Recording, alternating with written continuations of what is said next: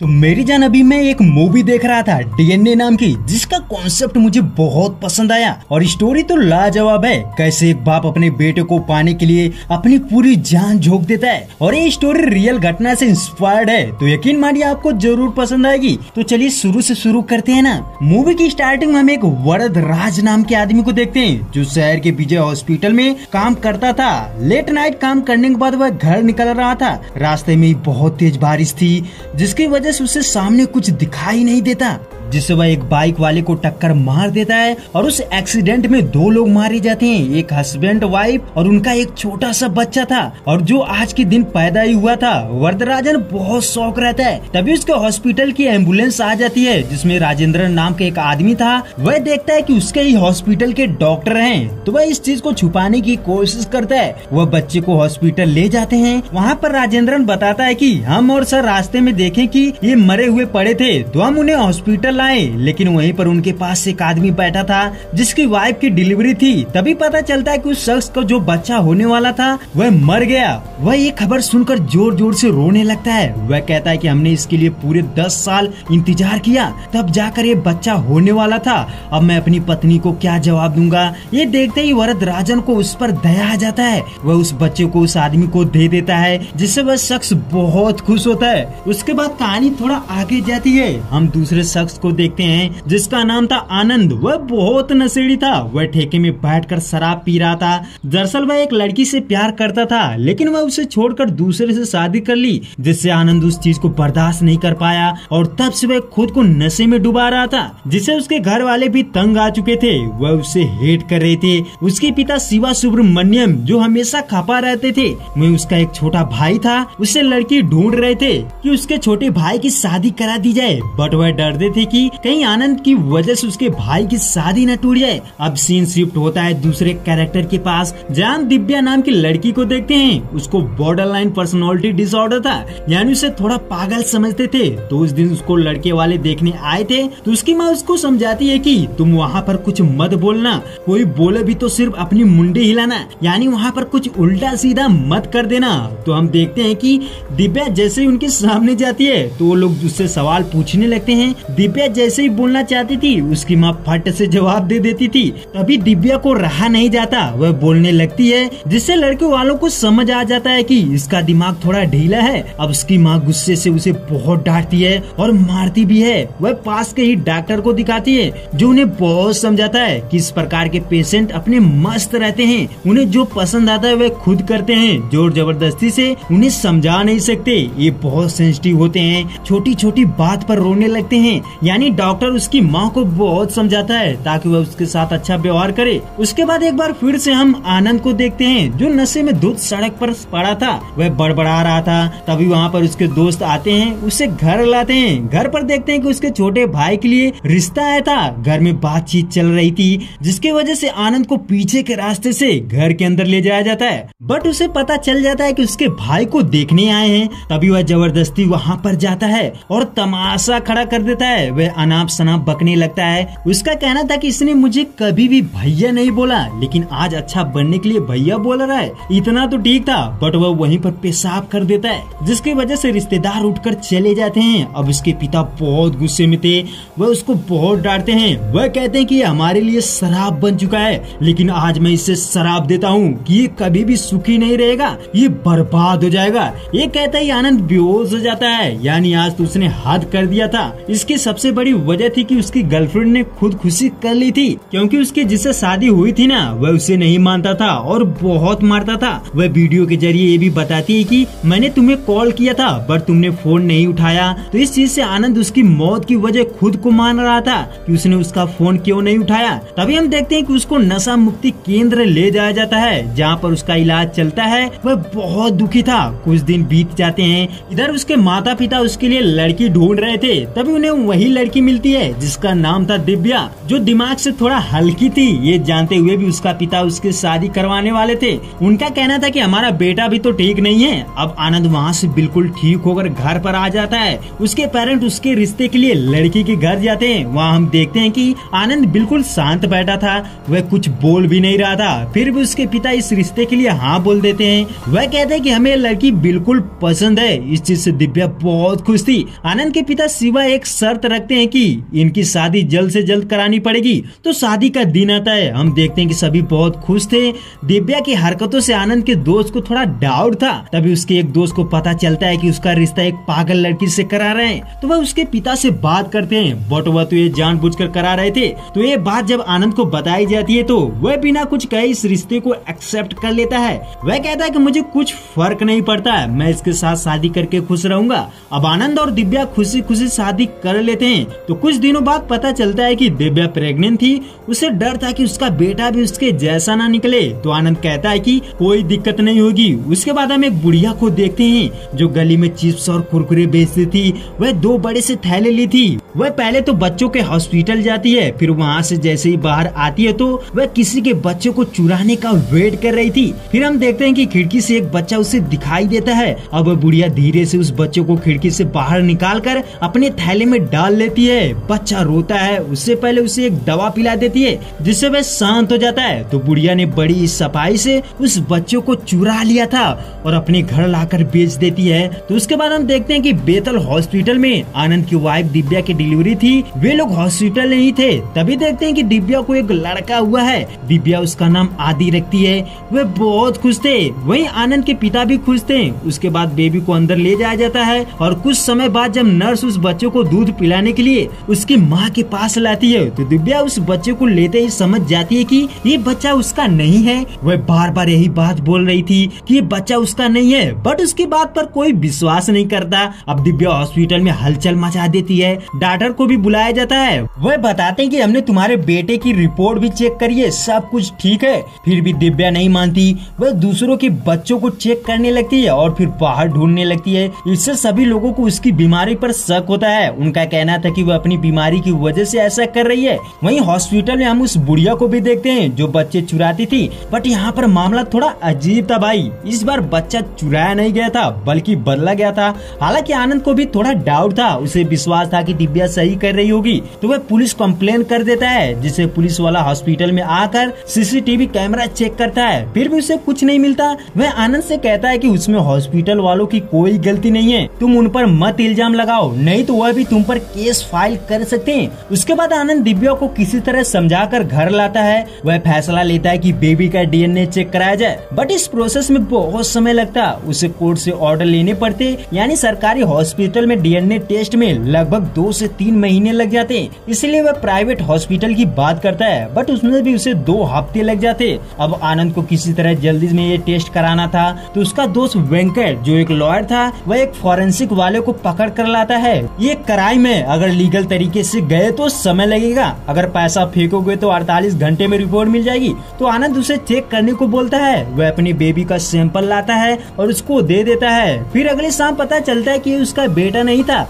यानी DNA match नहीं किया, जिससे दिव्या की बात सच निकली। आनंद परेशान था कि उसके बेटे के साथ क्या हुआ होगा। वह रिपोर्ट लेकर पुलिस स्टेशन जाता है और वहाँ पर हॉस्पिटल के खिलाफ FIR दर्ज कराता है। तभी उसे एक चिन्ना स्वामी नाम के SI का सपोर्ट मिलता है जो उस बच्चे को ढूंढने में उसकी मदद करेगा। तो मामला कोर्ट तक जाता है। आनंद की तरफ से उसका दोस्त लड़ने के लिए तैयार होता है। अब आनंद चिन्ना स्वामी को लेकर क्राइम ब्रांच ऑफिस जाता है, जहाँ पर अब तक जितने भी बच्चे किडनैप हुए थे उनकी लिस्ट निकलवाता है। और वहीं पर उसे पता चलता है कि अब तक जितने भी नवजात बच्चे गायब हुए हैं 72 घंटा से ऊपर हुआ तो उनके मिलने के चांस नहीं है। और ये भी पता चलता है कि बच्चों को बलि दी जाती थी। ऐसे क्राइम बहुत तेजी से चल रहे थे। ये सुनकर आनंद बहुत दुखी होता है। वह घबरा जाता है कि कहीं उसके बेटे के साथ कुछ ऐसा न हो जाए। तभी चिन्ना स्वामी को एक ऑटो वाला बताता है कि आज रात गांव में पूजा होने वाली है और पता चला है कि एक बच्चे को बलि देने वाले हैं। ये सुनकर आनंद और SI उस लोकेशन पर निकल पड़ते हैं। हालांकि उनकी की बात सच भी थी।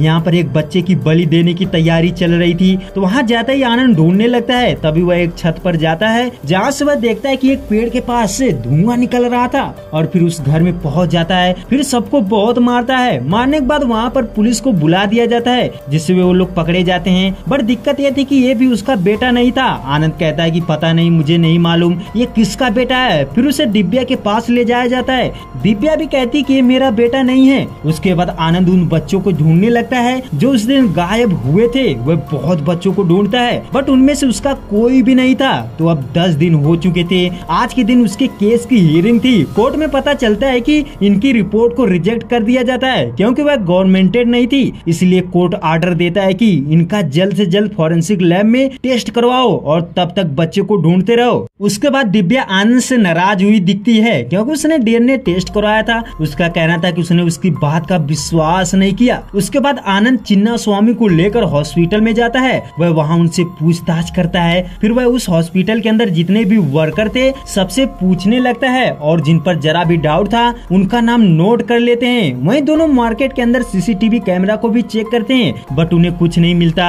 वहीं चिन्ना स्वामी उन लोगों के पास भी जाता है जो अभी अभी जेल से छूट कर आए थे। उनमें से एक गजा नाम का कसाई था। वह भी उन्हें कुछ नहीं बताता। वह कहता है कि अगर बच्चा गायब होता तो ठीक था बट यहाँ पर बदला गया है, ये चीज समझ नहीं आ रहा है। तो लगभग 15 दिन बीत चुके थे।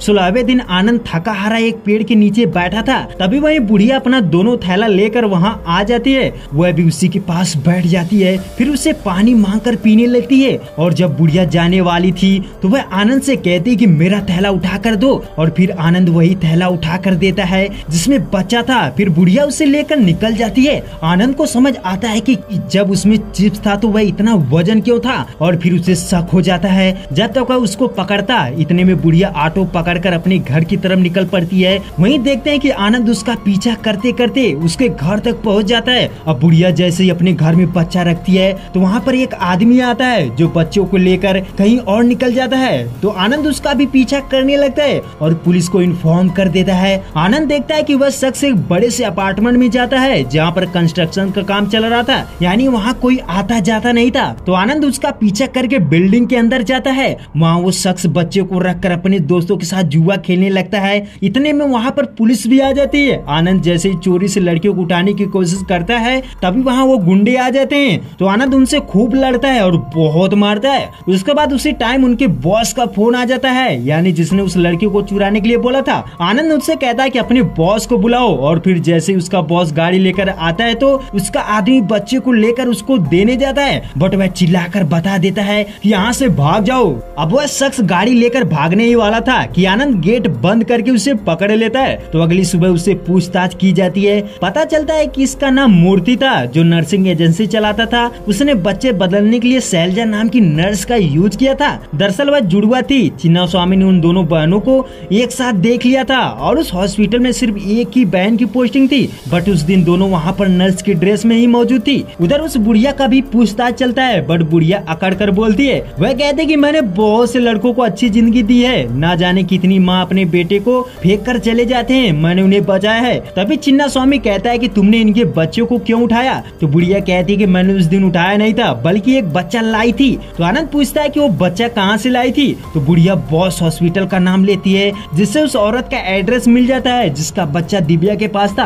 अब आनंद को उस बच्चे को उसकी माँ के पास लौटाना था। तो वह दिव्या को बताता है कि इस बच्चे की माँ मिल गई है, हमें उनका बच्चा वापस करना होगा। दिव्या बहुत गुस्से में थी क्योंकि उसे उस बच्चे से लगाव हो चुका था। तो नेक्स्ट मॉर्निंग उस बच्चे को उसकी माँ को दे देते हैं। उस बच्चे की माँ अपने बेटे को पाकर बहुत खुश होती है। अब एक बार फिर से आनंद और चिन्ना स्वामी मूर्ति से पूछते हैं। इस बार वह उसको बहुत समझाते हैं, फिर वह मान जाता है जिससे पता चलता है कि बच्चों को चुराने की एक गैंग थी। उनका नेटवर्क बहुत बड़ा था। 72 घंटे के अंदर वह बच्चों को गायब कर देते थे। तो मूर्ति का संपर्क एक राजेंद्रन नाम के आदमी से था। जब भी कोई बच्चा चाहिए था वह मूर्ति से कहता था और वह फोन नहीं चलाता था। तो मूर्ति कहता है कि सिर्फ मैं उसी को जानता था। अब आनंद उसका पता करके उससे मिलने जाता है। हम देखते हैं कि राजेंद्रन एक बार में जाता है, वहाँ पर उस पर अटैक हो जाता है। कुछ लोग उसको मारने की कोशिश करते हैं। हालांकि आनंद उसे बचाने की बहुत कोशिश करता है बट वह बच नहीं पाता और राजेंद्रन मारा जाता है। इससे आनंद पूरी तरह से टूट चुका था क्योंकि यही वो आदमी था जो सब कुछ जानता था और वह भी मर चुका था। तो आनंद को ये पता करना था कि उसे मारा कौन। उसके बाद आनंद राजेंद्रन के घर जाता है, वहाँ उसके बच्चों से पूछता है कि तुम्हारा कोई दुश्मन था,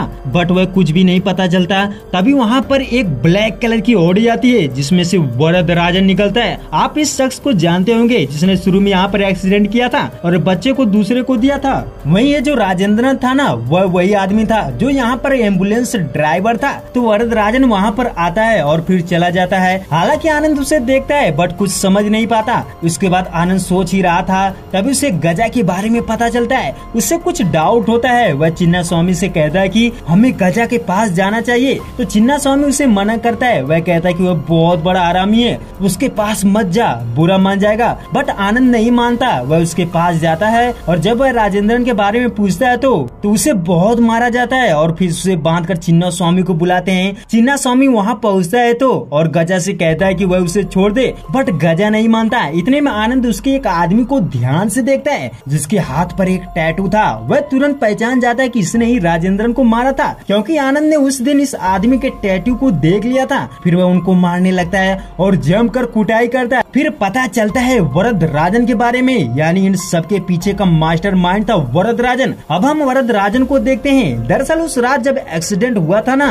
तो वरदराजन उस बच्चे को हॉस्पिटल में दूसरे आदमी को दे देता है। तो हम देखते हैं कि वह शख्स उसके बदले बहुत सारे गहने देता है। ये देखकर वरदराजन हैरान हो जाता है। वह सोचता है कि इतनी आसानी से इतने सारे पैसे मिल गए। तो राजेंद्रन और वरदराजन को एक आइडिया सूझता है। उनका सोचना था कि जिस तरह समाज में डिजिटलीकरण हो रहा है, उतना ही बच्चों की कमी हो रही है। यानी बहुत से ऐसे जरूरतमंद है जिन्हें बच्चे चाहिए। वो अगर किसी भी बच्चों को गोद लेने जाएंगे तो बहुत टाइम लग जाता है, यानी बहुत सारी परेशानियों का सामना करना पड़ता है। जैसे फॉर्म भरना पड़ेगा, फिर कोर्ट से परमिशन लेना पड़ता है, इसमें बहुत टाइम लग जाएगा। इसलिए एक प्लान बनाते हैं कि हमें हॉस्पिटल से बच्चों को चुराया जाए और जिन्हें बच्चों की जरूरत हो उन्हें देकर पैसे लिए जाए। तो हम देखते हैं कि वरदराजन एक टीम सेट करता है। वह ऐसी टीम बनाता है कि किसी को किसी के बारे में पता नहीं था, बट वरदराजन और राजेंद्रन एक दूसरे से कनेक्ट थे। तो देखते हैं कि राजेंद्रन कस्टमर को पकड़ कर लाता था, फिर वरदराजन फिक्स करता था कि किसे कौन और कहां से बच्चा देना है। और ये बिजनेस इतना चलता है कि ये दोनों बहुत बड़े आदमी बन जाते हैं।